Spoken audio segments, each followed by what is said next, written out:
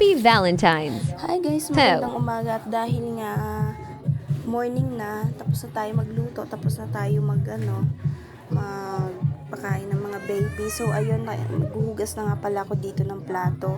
So dahil kailangan ko mag voice cover, gawa nga nang nakalimutan ko talagang i-open yung mic.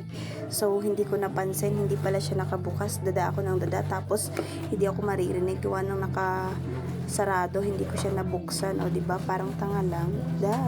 So ayun nga pala guys, ang dami ko diyang sinasabi na hindi nyo talaga mauunawaan kasi nga nakasarado yung mic. So binibida ko diyan yung hugasin binibida. So dahil hindi ako nakakapaghugas sa gabi, gawa ng sobrang lamig nga pala, kaya ayun, hindi ako nakakapag-asikaso kaagad. So dahil malamig nga yung gabi, so dahil malamig sa gabi, so sa umaga na lang ako naghuhugas. So ganun yung ginagawa ko. At ayun na nga, mapapansin ko na dito na nakasarado yung mic dahil bigla tayong napatingin. So dahil makulit yung akin, ang hirap naman mag voice call kapag may ganitong kakulit na anak, diba? So ayun na nga guys, yan.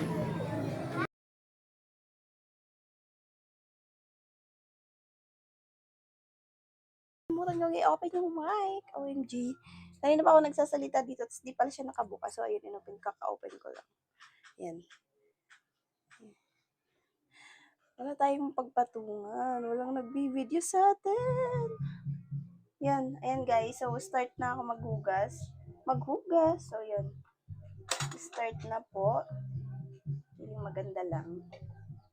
Ito yung kamot ng ating tiyan. Ako, nakakahiya. Ganun talaga pag mga nanganganak na.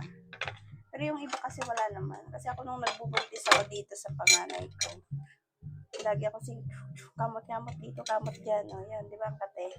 Kate naman kasi talaga, tapos paglabas kalbo, wala namang buhok. Naniniwala ba kayo doon? Kasi kapag madami daw kamot sa tiyan, ibig sabihin daw, mabuhok yung anak mo. So ako naman, paglabas ng anak kong panganay, babae yun, kalbo. Wala naman siyang buhok. Kaya, pero madami akong kamot. Tapos dito lang sa bunso ko, wala. Hindi kasi kumati yung son ko nung time na yun, nagbubuntis ako dyan sa bunso ko. Kaya wala akong kamot. Dito lang sa dalaga, sa babae ko. Kasi yung panganay ko guys is babae. 5 years old na siya, nag-5 siya noong February 5. So, yung bunso ko naman is magto 2 years old sa ngayong April 28. Magto na siya. So, daycare na yung anak ko. Mag-kinder na siya next year. So, yun. Ganon. Charot. So, yun. Hugas-hugas tayo. Alitin tayo ng bahay natin.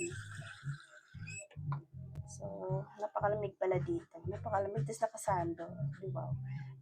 Diba? Ganon talaga. So, yun. Kapag nag-upload ako ng mga video, hindi ako nag-edit kasi hindi ako marunong, charot lang. Marunong naman ako, kaya lang nakakatamad talaga maglagay-lagay ng mga ganon, mga effect ba. So yun, hindi ako pala edit talaga, minsan lang. Pag sinipag. So yan, tuloy-tuloy ito. Wait lang, ang lawan muna kasi wala nang space. Kasi maliit lang yung namin, yung lababo namin. So, wala masyadong space. Ang ginagawa ko, pagkatapos humugasan yung baso, inaanlawan ko na siya kaagad para hindi ako mahirapan. Kasi nga walang space, diba? So, yun. Pinapatong ko na siya kaagad dun sa planggana. So, yun. Tapos mamaya, pagkatapos ito, kasi madami akong labahin, maglalaban na naman ako. Yun. Chika-chika ko lang. So, ayun. Ngayong March 12, after ng idala kami uwi kami ng Bicol. Pagbabakasyonin ko yung dalawa kong anak. So ako, pagkahatid ko sa kanila, babalik na kami dito. Yan. Tapos, yes. Tapos tapos ako mag-work. Kasi madami akong kailangang unahin. Tapos yun, ano ba yan?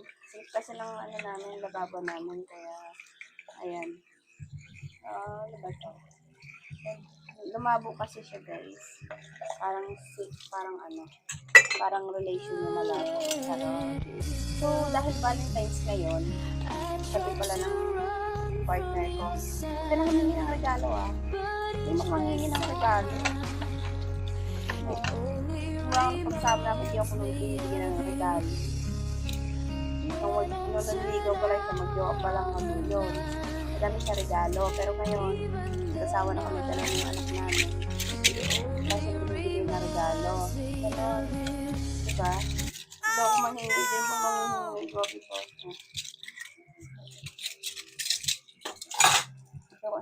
Tsaka hindi ako pahingi. Diba? Reklamador lang. Anak ko. Silip-silip. Anak, bukas ba yung TV? Manood lang kayo dun sa loob. So, hindi ko talaga siya inaano. Hindi ko talaga sila pinapalabas. Dito lang sila sa loob. Ayan. Ang dami kong hugasin. Kagabi pa kasi ito eh. Kagabi pa itong hugasin na to. So, hirap niyang anuhin. Tsaka sa gabi kasi sobrang lamig na. Kaya hindi na ako makapag-touch ng water. Touch. Hindi na ako sobrang lamig kasi sa gabi. Diba?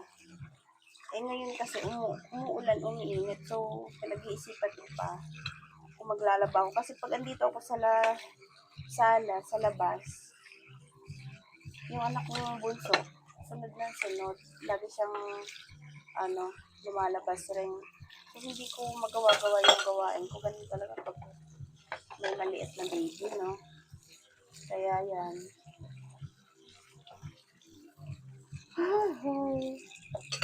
Sabi ko ng chika.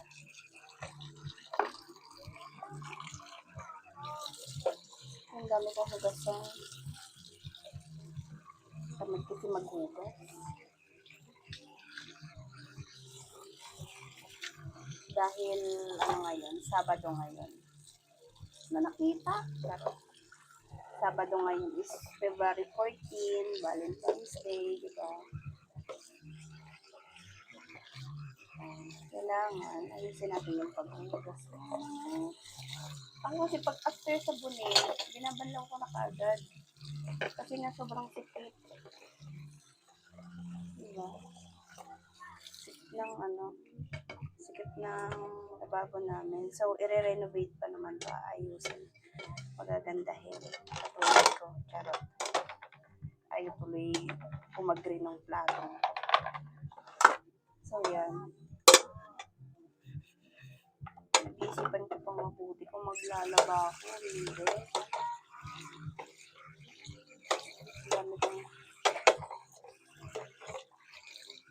Daming hugasin.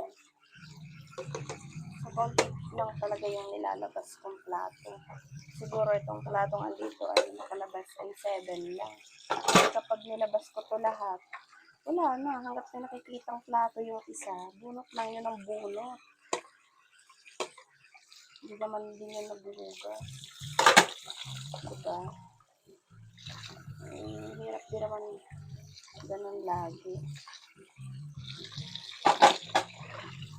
Kaka-almusal lang ng dalawa kong anak. Yung isa ayaw kumain yun ng napili sa ulam. Kasi hindi sila mahilig sa mga karne-karne. More on sila. Lalo na yung hindi yun mahilig sa manok. Ako makain naman siya ng manok, yung lang, prito lang, chicken. Pero yung, hindi. Fried chicken lang pinakagusto nun talaga. Pinakagusto. So, ayun, tapos na ako guys, maghugas.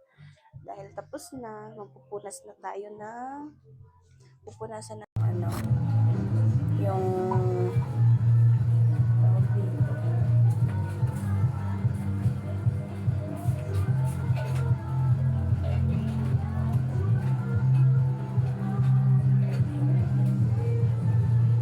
mesa.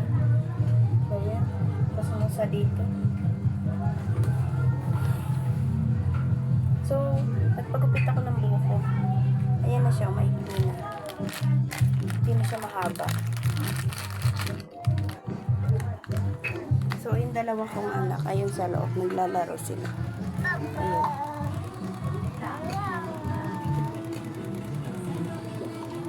Ito yung isa.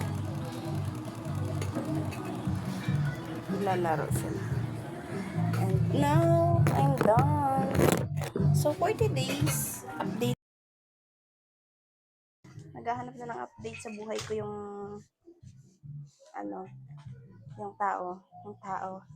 yung taong masyadong manipulators, yours. Masyadong Kaya ito, nag-video ako. Nagugas ako ng plato, alam mo na nangyari sa buhay ko. Girl. So, yun. Hanggang dyan. Dami kong alam. Charot. Joke lang. Ayan, ayusin na natin to. Kasi, ba yan? Daming linisin.